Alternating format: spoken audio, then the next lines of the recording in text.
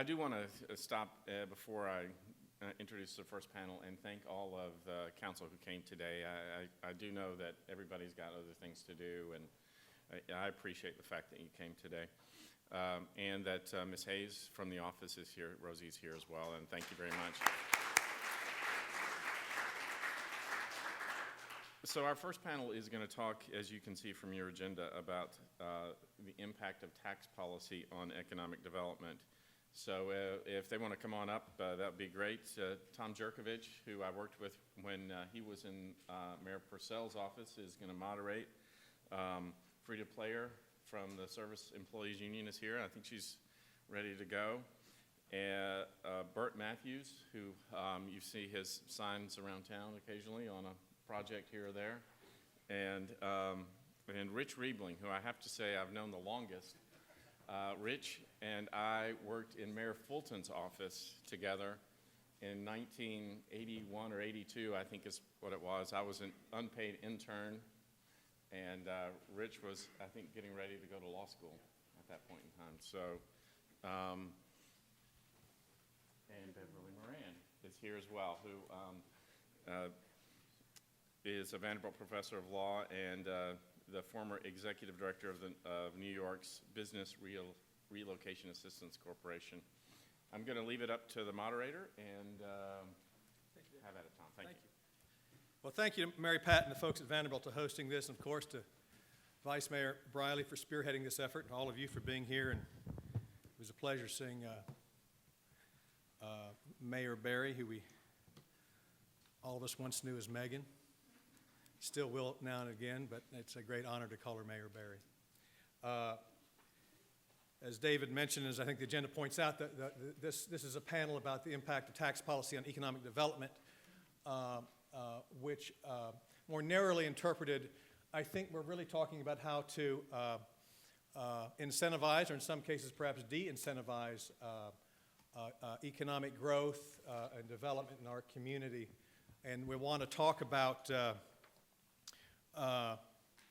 some of the tools that are available that we've used traditionally, the role the council may have in implementing those tools, perhaps the pros and cons. We've had a great deal of success in economic development in Nashville for a long period of time, and particularly in recent years, and we've seen the use of more and more tax-related incentives. The two most common, in which you'll be involved in one degree or another, are tax increment financing and what's called a payment in lieu of taxes, or the pilot program. And we'll talk about all of this, and again, how it's used, when it should be used, why it's used, or they are used, perhaps what some of the arguments are against it on occasion. And then again, what's the role of the council in approving these programs, examining these programs, and going forward. Let's start with tax increment financing, because it's a tool or a program that's been with us the longest, I think, and it's taken some different forms, but traditionally we have a redevelopment districts in our downtown that originally arose. There was a definition of a blighted area, and it has all of the downtown at one time applied under these definitions, but it allowed for the use of the enhancement in property taxes to be used to help redevelopment. How it actually works is a bit complicated, but it has helped fund the development of the boom in residential downtown, and as well as many of the offices downtown.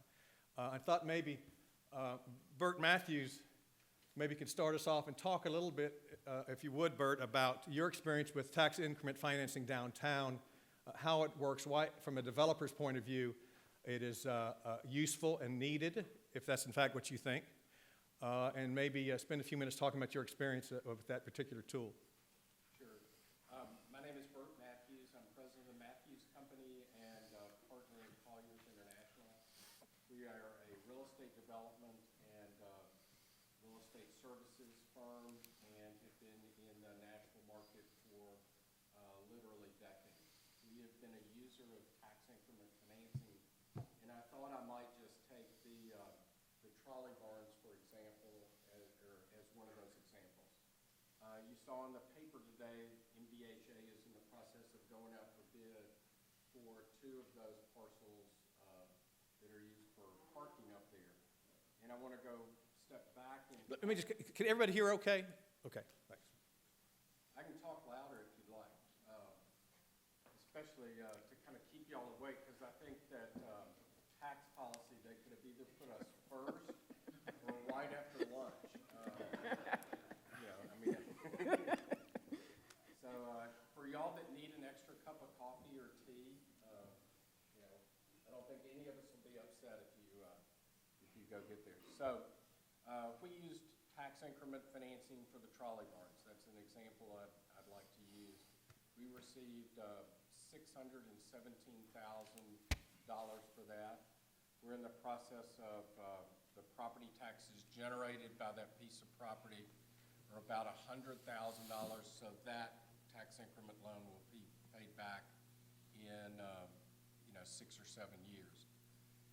But for the tax increment financing, the project would not have happened. In 2009, when we were awarded that by MDHA, there was above us a failed condominium project and a history of 3 different developers who had tried to make this happen since the first years of Bill Purcell's administration. So for a decade or more, things were trying to happen. The tax increment financing allowed us to do that. And let me kind of give you a sense of how that works, Please. maybe really quickly. So we received a loan from a bank for $617,000 as a part of the capital structure for developing this project.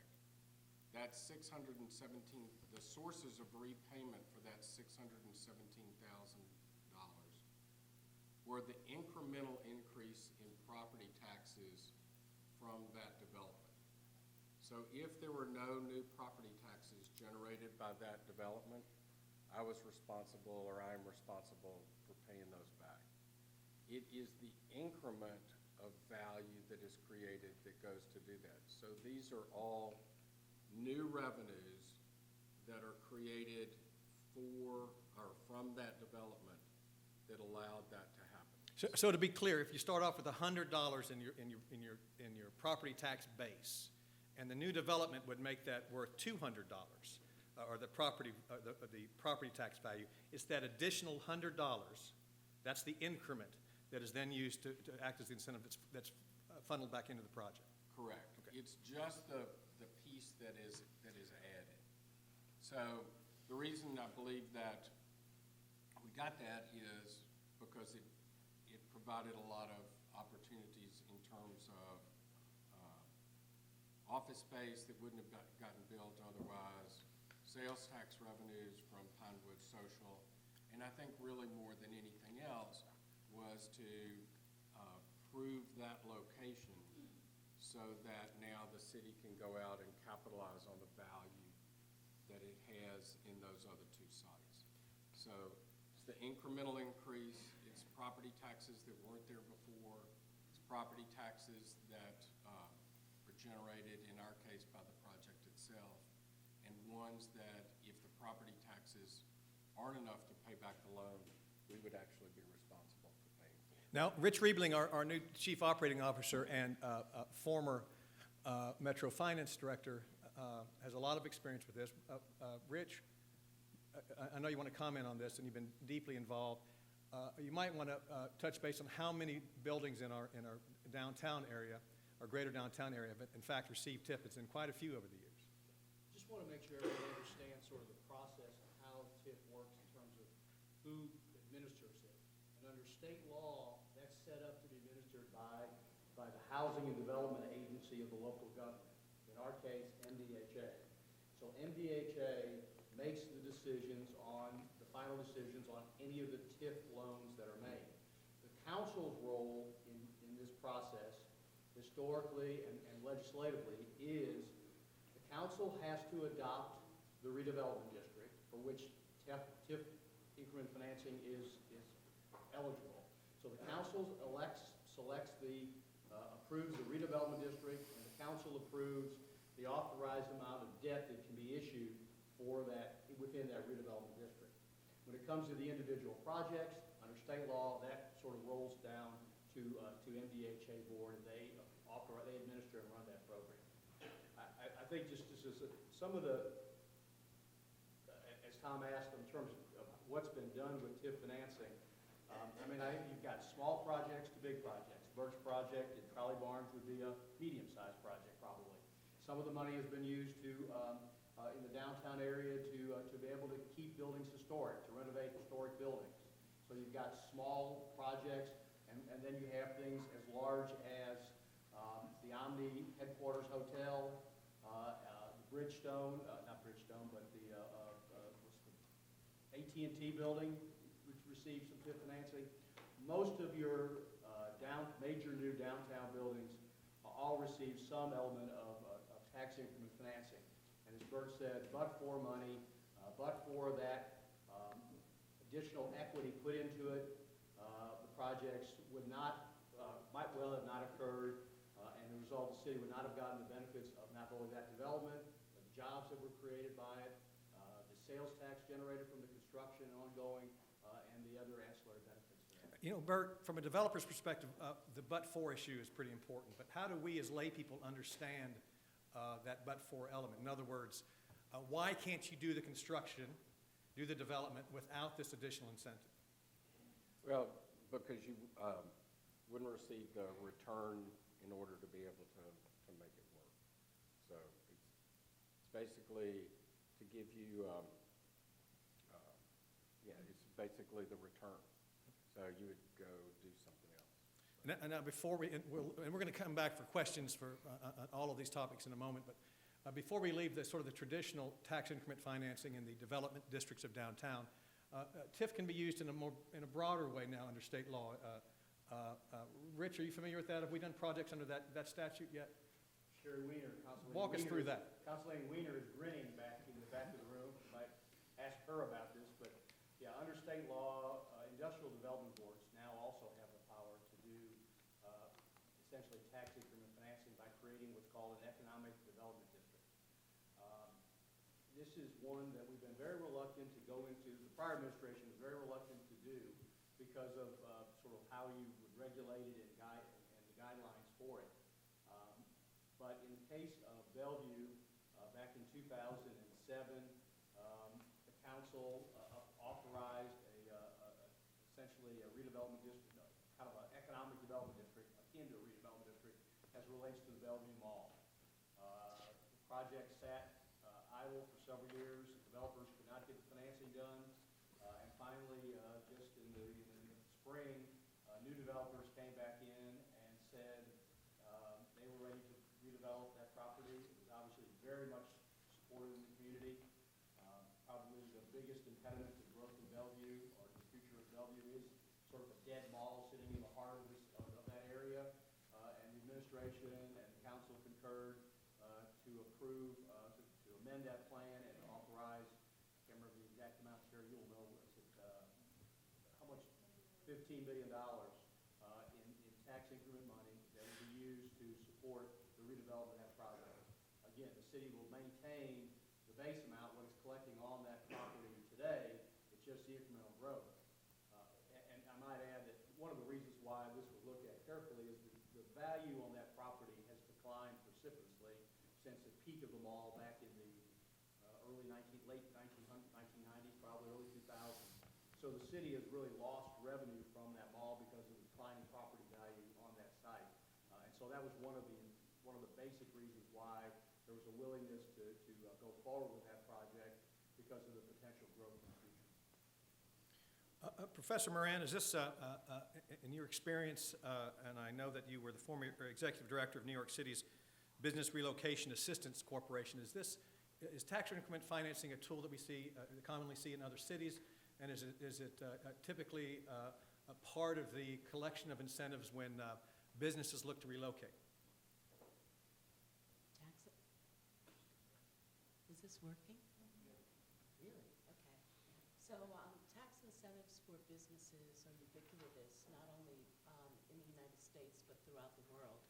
And they've created a situation where there's a race to the bottom, where every municipality, every government feels increasing pressure to provide these sorts of benefits. And companies, particularly companies that are mobile, in other words, they can move their businesses and their people fairly easily, use this as a sort of blackmail. So they go out and they decide what cities they really want to go to, and then they create this auction between the cities as to what are the benefits that they'll receive. This is very common. It happens all the time. Do you ever find a case where, in your view, incentives are justified? Where they are justified? Or are you talking about in any particular given case, or are you talking about the overall effect of the practice of incentivizing business relocations? So I do have a presentation on this where I talk about ways that you can at least monitor these agreements so that they are not as detrimental to the city as they often can be. Did you want me to go? Yes, please. Okay, I have some slides. Is that going to be possible or no? Yep. Okay, thank you.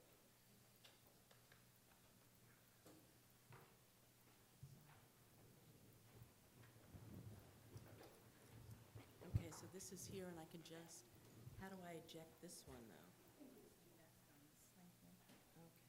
So we've got that. There we go. See, Oh, but I'm afraid to take this one out, is my problem. is this not yours? No, this one is mine. No, I think they already loaded it. Oh, I see. They loaded it. Oh, how wonderful. Yes, the world is magical. So, and how do I move the slides? I just hit this? Okay. Exactly. So, and can you all hear me? Great, sorry for that. So tax incentives for economic development are of two types.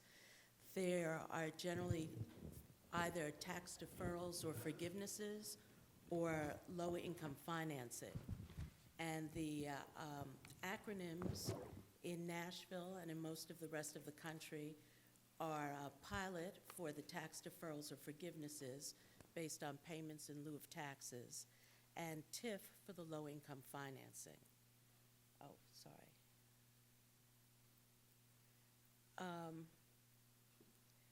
So tax incentives can work in one of two ways. They can either be automatic, so for example, this description of an area where if you go into that area, you automatically get those benefits, or they can be negotiated benefits. And negotiated benefits that you've probably seen most have been with sports stadiums. And so the tax deferrals or forgiveness work in two different ways. Generally, taxes are either frozen for a number of years, so this benefits the business as there are no increases in taxes based on improvements in the property, or taxes are positively forgiven for a number of years. And this is the equivalent to a direct investment in the business with no say in how the business is operated unless the city spells out its requirements in the contract between the city and the business. So for example, you're not going to get the jobs you want unless it's in the contract and unless you have some way to enforce that contract. So low-cost financing is based on the government's ability to issue tax-free bonds. So a city government can issue a bond that pays out interest to the owner that's free of state, local, and federal taxes. And as a result, the interest on the bond is less. And so the person that has to pay on the bond, the business, gets that benefit. The city passes on that benefit to the business. And one of the questions that you need to ask yourself is, are you more inclined to custom-made benefits or off-the-rack benefits? Low-cost financing is always custom-fitted to the business, but tax deferrals and forgivenesses can sometimes be automatic. And according to the Nashville economic development website, Nashville provides these tax deferral and forgiveness programs, the pilots, for projects involving large capital investments and large number of new jobs. And Nashville requests are considered on a case-by-case basis. Other economic incentives that cities often provide in conjunction with these TIFs and pilots are direct training for employees provided by the government, indirect training in terms of grants that the employer uses to pay for the training, transportation for the workers either through a special bus route or allowing free rides on buses keyed to the ID, the employer ID, or payment and recruiting centers, payment for recruiting centers for processing employee applications. So what should Metro Council people focus on in terms of analyzing these deals? The first thing is, what's your purpose? Why are you giving away these precious tax dollars? Remember that forgiving taxes, freezing taxes, and using the city's ability to issue tax-free bonds are all equivalent to the city investing in a business without getting a say on that business's corporate board.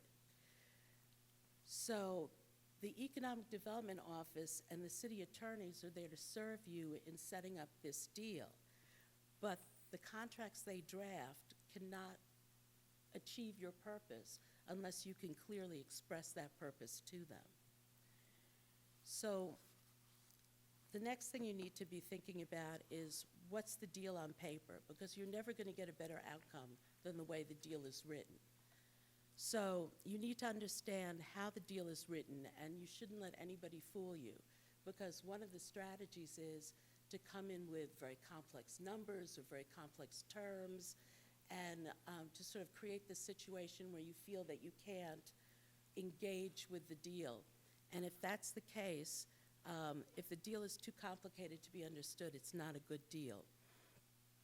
Another thing that you need to focus on is what are the costs going to be to the municipality? What are going to be the costs of infrastructure and of monitoring and enforcement? Sorry. So in terms of the purpose, for example, you can have a purpose, jobs. And a company can come in and say, we're bringing in 1,000 jobs. But you need to ask yourself, are these the jobs you want? So if you want a particular type of job, it has to be in the agreement. If you want jobs that pay a minimum amount, it has to be in the agreement. If you want jobs that target people living in a particular community, it has to be in the agreement.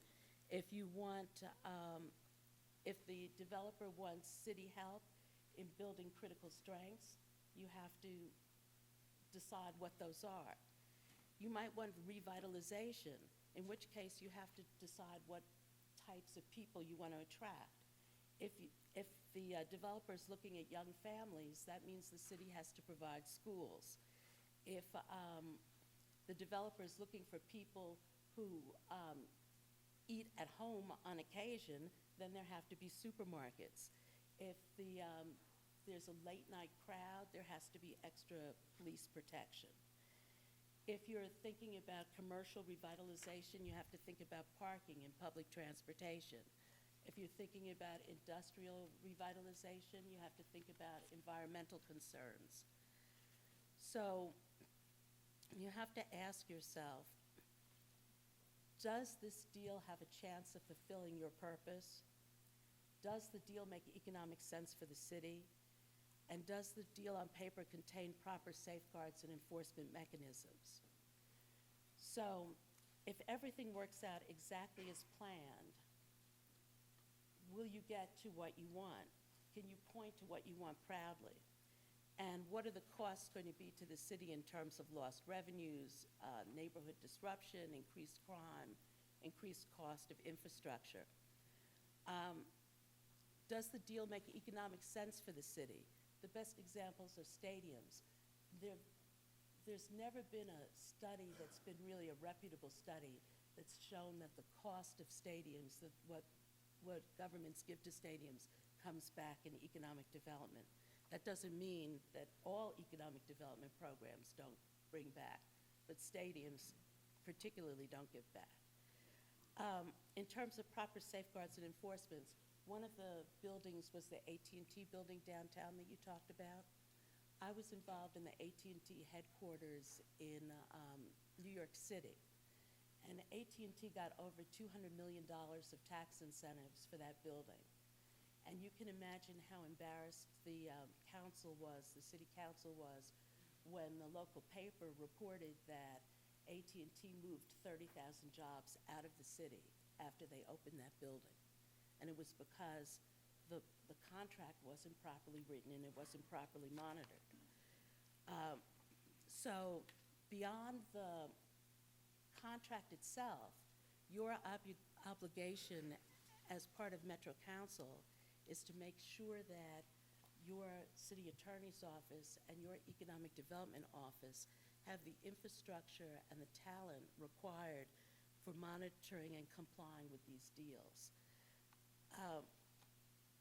Because otherwise, you're going to get into a situation where you're going to be involved in prolonged litigation and you will not get the benefits that you thought that you were negotiating for. Sorry. Thank you, an excellent framing of, yeah.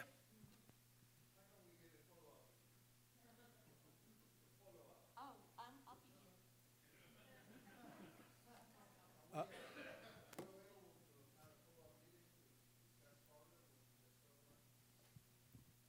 Sure, I can work that out with Mary Pat, absolutely. You raise a number of points, some of which I know the city addresses, maybe some of which they don't, and we'll get to that. I know Rich has a number of things to say on that, but Frida, from the SEIU perspective, is there a point of view of your organization or labor generally when it comes to these issues? Yes. As you know, you probably have seen, for those who are not familiar, I know most of you guys here, but for those who are not familiar with SEIU, we represent Metro employees outside of fire, police, bus drivers, and teachers. If you don't fit in one of those 4 categories, we represent the rest of the Metro employees. So we're one of the largest representatives of Metro employees. And our concern is we're not 100% against TIFs or pilots. Ours is about the monitoring and the oversight, and after the pilots have been paid for, after the loan's been paid for, where's that tax dollars going? Are they going back to MDHA, or are they coming back to the general fund? Because as Rich and I have been, obviously there's always been a healthy tension between us, and you guys will realize that come budget time, is that when it comes to either paying projects, whether it's public works projects, or having money into the general fund, where is that money coming? You know, Mayor Dean has cut the department's size by 3 to 5% over the past couple of years. Size of Metro employees, the vacancies haven't been filled, or we had a big retirement buyout. So the size of Metro government employees either stay stagnant or shrunk to a certain extent. And so as you guys are asking for sidewalks for Megan Barry, my union members are one laying the concrete for that or doing the work for that. But the question is, how effective are those projects going to happen? How quickly they're going to happen? And are they going to happen at all because we don't have the money in the general fund to do it? And that's where our concern comes in. Where is that line of course, we need economic development. We want businesses to succeed, because if businesses don't succeed, if they're not having economic impact, tax dollars not coming in, the general fund's not being funded, our workers are not getting compensated, but more important, the projects to make the city run are not going to be funded to a certain level, or they're going to be slowed down to a certain level. And so that's where our concern is. As you guys are asking for sidewalks, and my members are trying to do that, what's the rate of that happening? You know, we talk about there was an article in the paper in the Tennessean, $1.2 million to put a sidewalk on Bowling Avenue to get to the park right in front of West End Middle. So when that happens, you know, there's 35 different districts that has to happen into. And so what's the rate of that's going to happen? And is the funding there to supply it? And then do you have the manpower to supply it? And that's where the question comes for us, is that when does it affect the general fund and bringing the money into the general fund? When you forego a certain amount of tax dollars, and as the city grows and the impact of services of demand increase because the population is increased, do you have the workforce to supply it? And do you have a quality workforce to supply it? Our workforce is aging. You know, the rate of new hire is slowing down. So where's the new blood? Where's the young legs? Where's the young backs to do some of that hard labor it takes to do that? Or is that going to be contracted out because you're going to make sure it's more done at the cheapest dollar?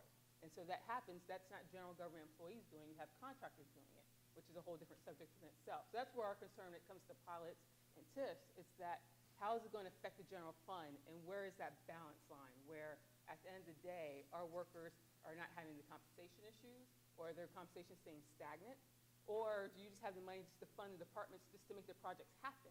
If we kept everything the same compensation-wise, do you have the money, the resources? Do my employees have the tools, the machines, the equipment, the things to make it happen? Are you going to the leaser quality, and then does that sidewalk have to be replaced in 10 years because you didn't use the best quality concrete because you're trying to cut budgets to make it fit, because we have to have a balanced budget for it to happen. So that's where our concern comes in, is when does it affect the general fund? Because if it's going to MDHA doesn't pay for my workers' compensation package. That comes out of the general fund. So that's where our concern comes in, like the AT&T building. That was done in 2002. They got their TIF at most of their property taxes are going back to MDHA. It's not coming back to the general fund. The Renaissance Center, that's been completed for years. We don't get tax dollars from that. So the question is, when these big businesses come in and they're not refunding back into the general fund after the program's over, what does that do to the general fund coffers? And as we see, the schools, we represent support staff in metro schools. We see with Palm Springs, schools are exploding at an exponential level. How are we and making sure the teachers and the principals have the support that they need to do that? And so that's where our concern comes in, is that where is that balance? Because we want Nashville to succeed. We live here in Nashville. We want the workers to have quality jobs, as Professor said. But are they going to be renters? Or are they going to be home buyers? They're going to have to make enough money to be home buyers so they can contribute to the tax base. And that's where our concern comes into. But how do you create that balance? Where is that monitoring oversight where you create, and it's delicate. I mean, it's not an easy fix. But where can you make sure the city gets the money it needs to function efficiently? But then also, how do you create businesses to come in here so you can have more workers contribute to the tax base also? Thank you. I want to talk for a moment about this payment in lieu of taxes and what it means, and I know Rich has a number of points I will want to make. Some of you have worked with these issues before, others may not, but to understand that the payment in lieu of taxes program or pilot essentially is a tax abatement, and it's whatever you negotiate. It might be 10 years you don't pay any property taxes. It might be 10 years you pay 50% of the property taxes, or you can work out any combination of that. So when someone says a pilot, they're talking about an abatement. Could be full, could be partial, could be a year, could be 20 years of property taxes, and it's used as an incentive to attract businesses sometimes, to do new construction. HCA and Bridgestone and their new complexes both were beneficiaries of that sort of program in a very robust way. It is increasingly used in Nashville in the last 6 or 8 years. Unlike TIF, which has been a lot longer, while we've used pilots before, there's been more of it, and there's been a great deal of success in attracting businesses and developing jobs. I think the proponents of pilots would argue. And Rich, you might want to address some of that, but to some of the professor's points, what do we as a city do in the negotiations and the finalizations of the contracts on these incentive deals to protect our interests, to pursue our policy goals of jobs, of good jobs, and other things that she may have mentioned? Or do we? Yes. Let me say a couple things, and fundamentally, let me say one thing first. This is the 4th administration I've worked in. Worked under Mayor Fulton. I worked as Commissioner of Economic Development in the state for Governor McWhorter. Obviously, I worked for Mayor Dean, and now I've got the privilege of working for Mayor Berry. I know I don't look that old, but it's go back a long way. And so, I want to be careful to say this because Mayor Berry's been in office 3 weeks, right? Maybe less than 2 weeks. And so, I think this is a policy. The whole policy on economic incentives is going to be one we're going to look at carefully, and there may be differences in her approach than the approach that was done by Mayor Dean or Ned McWhorter or anyone else. So I just want to say that on the front end that we have a new mayor, and she may look at this a little differently. I don't know. She may look at it exactly the same, but I think I need to say that to make sure you know that just because I may still be here, I work for a mayor, and in this case, she is going to help set that will set that policy that we'll try to carry out. And secondly, let me say that I don't fundamentally disagree with anything that was said by Frida or Dr. Moran. I think Dr. Moran's overview of sort of the public policy thoughts that have to go into any economic incentive package were extremely well articulated, and I agree with that. And I would say that to a certain level, I think that's been done on previous deals. Now, it's difficult for a 40-member council to sort of to appreciate always some of the work that goes into each of these projects, because there's a lot of negotiating back and forth with the company, and it's hard to do that. You know, it's sort of when it's presented to the council, it's a little complicated because the deal's been negotiated, and it's hard to renegotiate a deal once it's been negotiated. And that's something we're going to have to work on together and figure out how we collaborate in the process perhaps a little bit better than we have in the past, letting members of the council sort of in on earlier so they know what is being talked about and all that. That's one of the changes that I would think that this administration might want to think about because of, again, because of Mayor Berry's background on the council. And I would go talk to her about some of these in the past. You know, she had a lot of questions, and I think that maybe we need to do a more formal discussion with council members in the process. But it's everything is sort of a balancing act. Yes, there were more pilots done in the last 8 years than probably would be done historically. I think I would remind you that this sort of policy sort of started in 2008, 2009, when we were in the middle of a really bad economic time. I mean, really bad economic times. I mean, you saw the city's sales tax dollars drop by $30–40 million in a year. So, I mean, we were facing some difficulties. And we had plus you had an unemployment rate that was approaching double digits. And so the idea of creating jobs was sort of tantamount to everything. We need to get jobs for our citizens. We need to get people back to work. So I think part of it, you have to look at the economic times. And now you look at, you know, you transport to Nashville 6 years later, 2015. The economy is, I think Mr. Matthews just went to a conference in San Francisco in which they talked about the real estate market in Nashville is. Yeah, we're the number 7 market in the country in terms of which is, I think, great for all of us. Which means you're going to, again, we're going to look at things a little differently in a different light than perhaps it was done a few years ago. So I'm kind of long-winded answer that, but I just need to try to lay out sort of the past does not necessarily represent the future. It's indicative of, but doesn't represent it. And we're going to evolve and talk about this a lot more in the days to come. I've got a question. Anyone on the panel can answer this. Do you find that the granting of incentives for some companies creates resentment among others? And how do you treat like companies alike? Do you distinguish? I mean, does anyone that comes in the door get it? Companies looking to leave the county, does that put them in a better position to negotiate additional incentives? And related to that, I know some cities, Memphis, for example, at one time did this, provide certain incentives automatically versus discretionary. Our tendency or history has been to negotiate individual deals based on the circumstances. Some cities find it better to take out that discretionary element and just say, if you're going to put in X amount of investment or create X number of jobs, you're going to get an X a pilot worth 20%, or there's whatever it works. Does anyone comment on that, the automatic versus discretionary, and to what extent does this create tension with the other businesses in town? Professor Moran, you want to? So one of the big problems with attracting businesses to a community is that you already have businesses in a community. And many of these businesses have been here for generations, and they get very upset when somebody shows up and all of a sudden they have these great deals.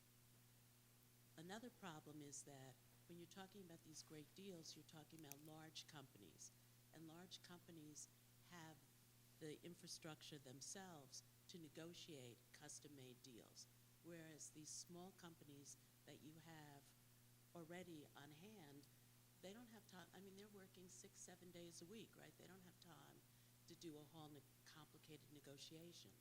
So what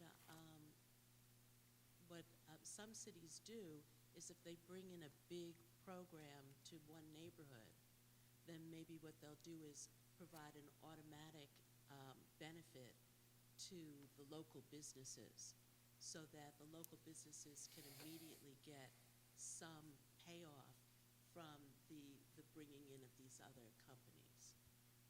And that's usually done automatically because they don't have the time to do these other things. Bert, you're well connected in the Nashville business community and have been for a long time, both the developers and sort of the corporate community. I mean, what's your sense of that issue? So let me talk to the TIF and the way that it's been used in the past here.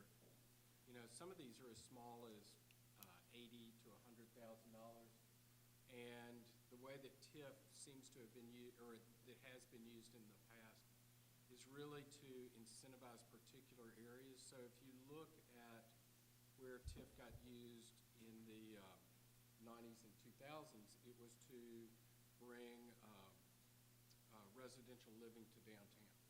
It was a great incentive to be able to make things happen that wouldn't have happened otherwise.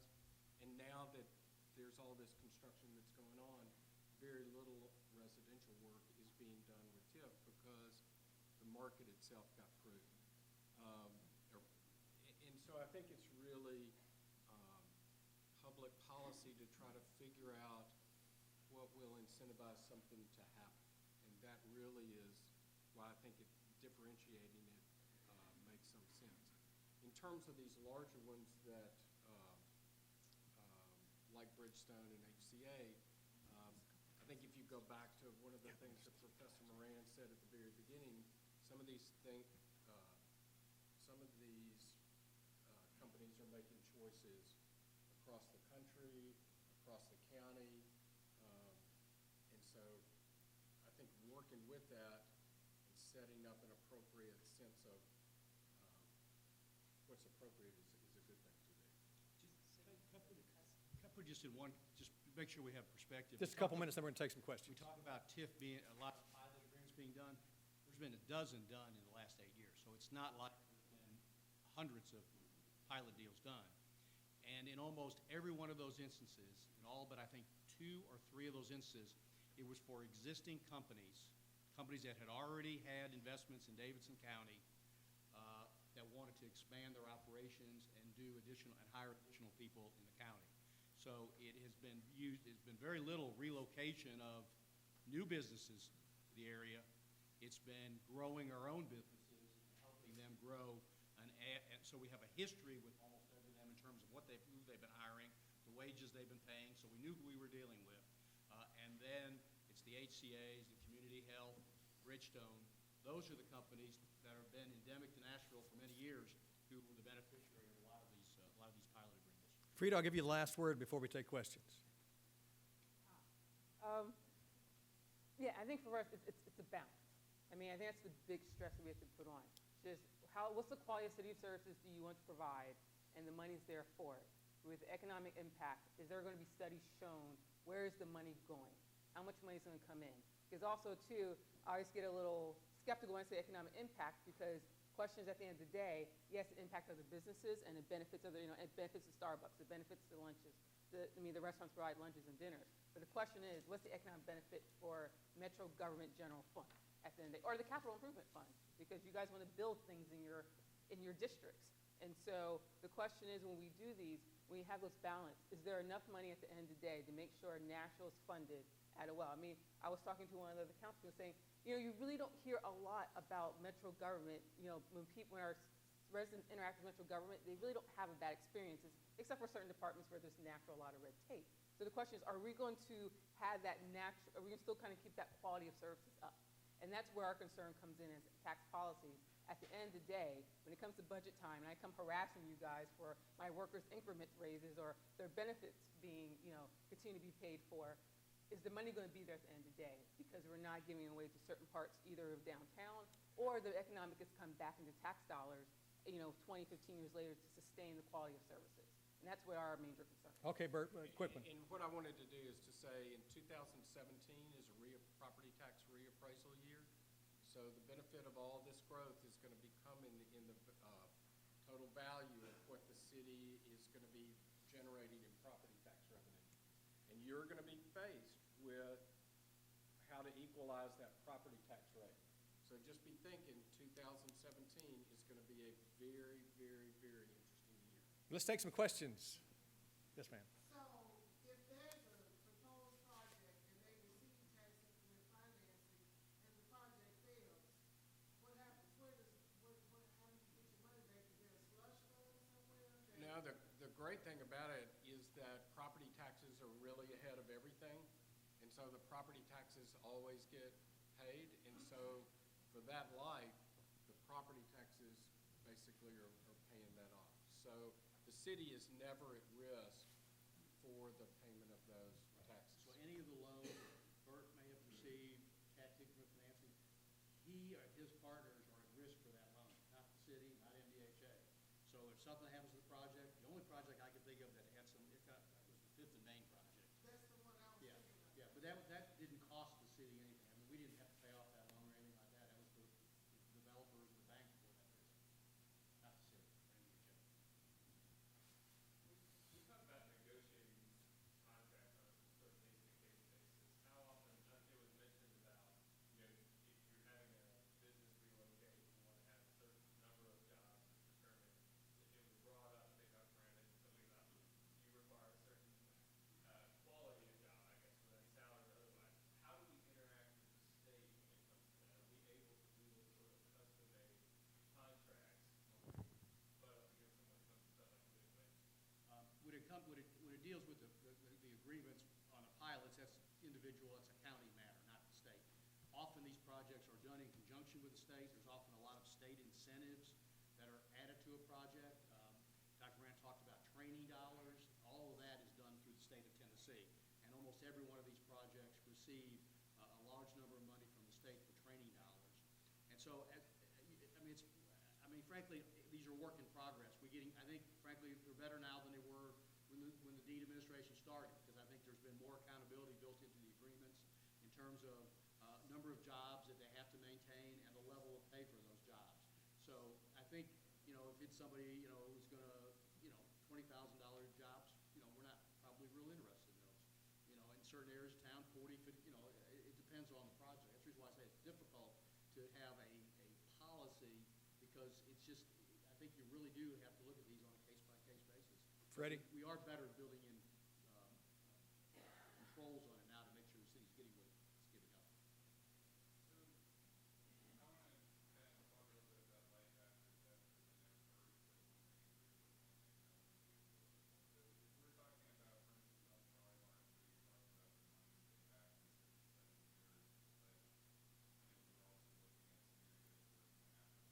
of that payback money is gone, MDHA residents put on money. Is that on a per allowance basis, like basically a per project basis, or per redevelopment district basis? How does that work? That's a great question, and it's one that this administration, this council is going to have to think about carefully. Frida's right, and a lot of what she said, again, I agree with. Historically and under state law, even after a TIF loan is paid off, the money flows back to MDHA, and they can use that for other public projects within that redevelopment district. And that's been done to help with the Sounds Ballpark. It's been done to help with the Country Music Hall of Fame. It was done to help with the Riverfront Park development, Church Street redevelopment, and several others I can't think of. So it has to be used for public projects. It can't just be, it doesn't go to pay staff or something like that. I think, as Frida says, and she's right, that at some point in time, there's going to be a decision that's going to have to be made that says maybe once some of these TIF loans are paid back, that money needs to start flowing back to the general government. Under current terms, is that in perpetuity? The life of the redevelopment district, which usually goes out, they go out, 20 years or so. But we can, the city, as a policy, can take back some of that money. And that's, it hasn't had, in my mind, a material impact on our budget. It's about $15, $16 million a year of revenue, of property tax revenue that the city is foregoing sort of today that goes to MDHA. Not an insignificant amount of money, don't get me wrong, but in a $2 billion budget, not a, it's hard to talk about millions of dollars as not being a lot of money, so I'm careful how I say this, because it is a lot of money. I know ways to spend that money. Yeah, I know. And but the problem is, 40 of you have an idea how to spend that money, so all of a sudden, it's not a lot of money as we divide it up. All right, got, Council? Rich, I was glad to hear you say that trying to bring the council in prior to the being cut, because one of the major challenges that the council members by the time the deal gets No, I understand. we get blamed for it. No, I get it. No input in Yeah. whatsoever. And so if we're throwing out ideas and opportunities for us to move forward with this administration, I mean, there is the non-disclosure agreements that each of us can sign or those that may be involved with this. But that, to me, is the largest challenge because you have to try to find, if you vote no, if we kill the deal, what's it do to the city as a whole? If we try to renegotiate the deal, does it kill the deal? Right. And so, and you get a lot of pressure, you're gonna feel a lot of pushback going forward with this. And the challenge for me personally is the fact that we have no say-so in it. Or if we try to sit down and renegotiate the number of jobs or the incentive, if they don't deliver this or don't deliver that, what kind of safeguards do we have? So I was glad to hear you say that. I hope we carry that forward.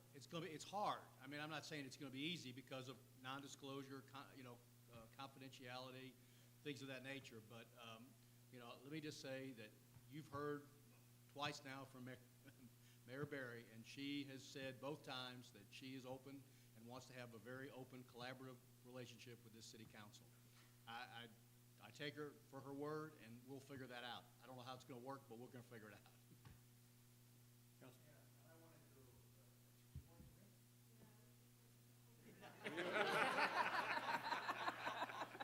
The council, Now you see the problem that I've got. the councilwoman. And so my question centers around something that Rich and I kind of lived through last year, and that was the development that we took down in Bellevue. And what we have found is increasingly difficult to facilitate a pilot or a TIF in a neighborhood. And I'd like us to look at the opportunities that might be available for stronger public-private partnership in our neighborhoods. Right now, for small businesses,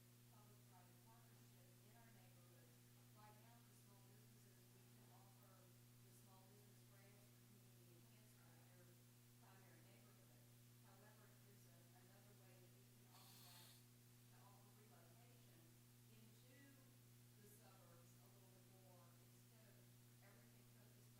neighborhood. However, there's another way that we can offer that, to offer relocation into the suburbs a little bit more instead of everything focused on the core, then that might offer some balance between what we're giving large businesses and what's available to small businesses. I understand.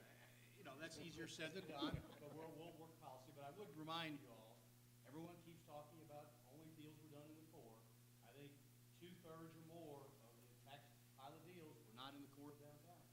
So, I mean, we hear about it, everything's downtown. And I'm not, again, not defending anything in the past, but I think a lot of work has been done to move stuff into other areas of the town, CHS being a great example in the Antioch area. So, I think that's a policy, and we'll have discussions and see if we can figure out legislation. We worked together to come up with the small business program. It was small, but it was a step. And I think now we figure out how we can grow on that and try to improve on it. I don't have all the answers, and I'm open for ideas on how we do that. And I know Matt Bush will. I have a question, Rich. I know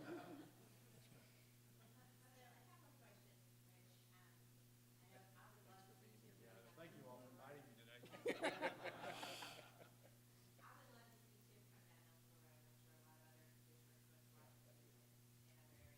would like to see it in other areas. Do you see us being able to renegotiate where the TIF is Yeah, outlined? I think that's a great comment, which I wish I had said myself. At the end of the administration, 2 new redevelopments were created by the council, Bordeaux and, Councilman, and for Casey, for the East Nashville redevelopment, there's Brett, for the Casey redevelopment, Envision Casey. So, different areas. I've had some very, preliminary discussions, with Jim Harbison, MDHA, and I think there's a need to do just what you said. Whether it's Nolensville or Murfreesboro or Gallatin or wherever, I'm not sure where, but I think you're gonna see some real interest on this administration to take those redevelopment districts, sort of to new areas of town to see if we can't get some of the same value and growth that we've seen in some of the other redevelopment districts. It's been very successful in terms of generating new growth in the redevelopment districts. Now we just see how we can broaden that through other parts of the county. I think you're right, Beth. We got time for one more question. Mina? How can we retire this tax going into MDHA to the general fund? As of right now, everything, tax generated going back to MDHA. And we, in the future, which you talk about the possibility of changing the rule. So do we have to retire development district, or can we do contract by contract? You have to first pay off all your obligations, obviously, before any money can come back.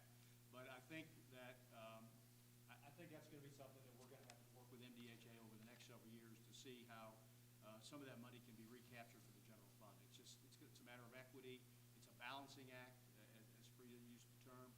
And I think you'll see, I've said it before, I was interviewed about TIF a couple months ago, and I said there's gonna come a time when, it's gonna be a drain on the city, and the city's gonna have to get that money back. And is that today? I don't know. We're gonna start, but it's something we're gonna look at, see if we can't start capturing some of that money. I hear that.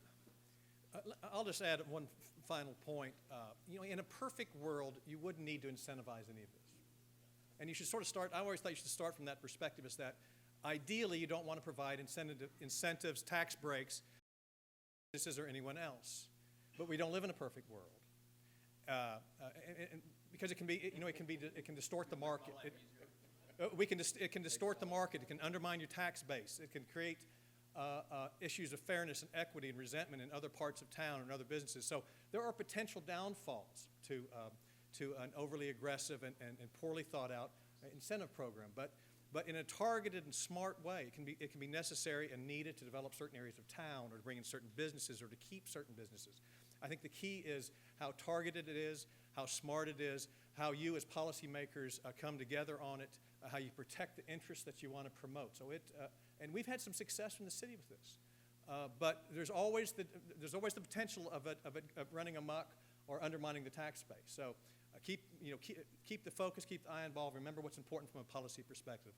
And with that, I'm getting the hook here. So with that, thank you. I hope it was useful. It's a first step in a lot of similar meetings, I think, over the next several years. Congratulations on your election, and God bless Nashville.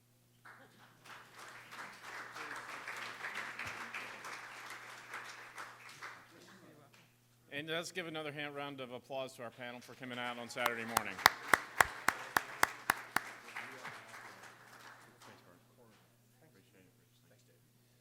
Now, grab a cup of coffee. We're going to keep on rolling. If the next panel would come up, that would be great.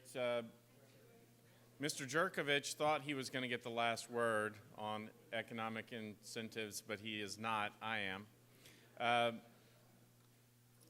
We set up a panel that was not going to give you the answer because, as Dr. Moran said, this is an issue across the world. This is not a Nashville issue. We brought this panel together so that you would get different perspectives so that you could start to educate yourself about the issue. So that's the purpose of all of these panels. And get a cup of coffee and have a seat. Thanks, man. Who's next?